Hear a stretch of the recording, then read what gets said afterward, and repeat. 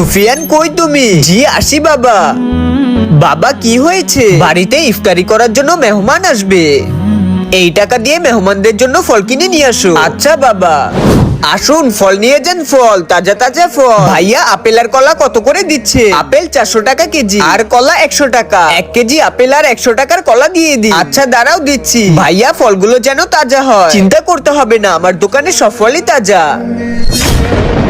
এই নাও তোমার ফল। ভাইয়া কত হয়েছে? 500 টাকা হয়েছে। এই যে ধরেন। 1 কেজি আপেল বেশি দিয়েছে, আমার তো লাভ হয়ে গেছে। এই ছবিটা ভালো লাগলে লাইক সাবস্ক্রাইব করে দাও। বাবা ফল নিয়ে এসেছো? হ্যাঁ বাবা, তাজা তাজা ফল নিয়ে এসেছি। কিন্তু এখানে তো ফল বেশি মনে হচ্ছে। আমি তো তোমাকে 500 টাকা দিয়েছিলাম। ফল তো আমি 500 টাকারই এনেছি। শুধু ফলওয়ালা ভুল করে আমাকে 1 কেজি আপেলের জায়গায় 2 কেজি দিয়ে দিয়েছে।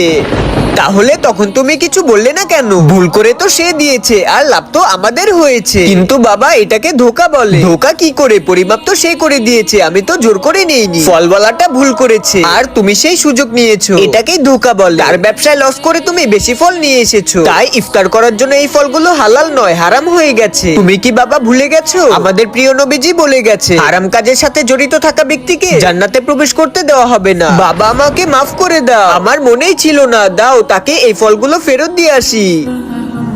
ভাইয়া। হ্যাঁ কি হয়েছে? আপনি ভুল করে আমাকে 1 কেজি আপেল বেশি দিয়েছে, ওই আপেলগুলো আমি ফেরত দিতে এসেছি। ধন্যবাদ ভাইয়া, তোমার মতো ইমানদার ব্যক্তি এ দুনিয়াতে খুবই কম। মহান আল্লাহ তোমার মঙ্গল করুন, আমিন।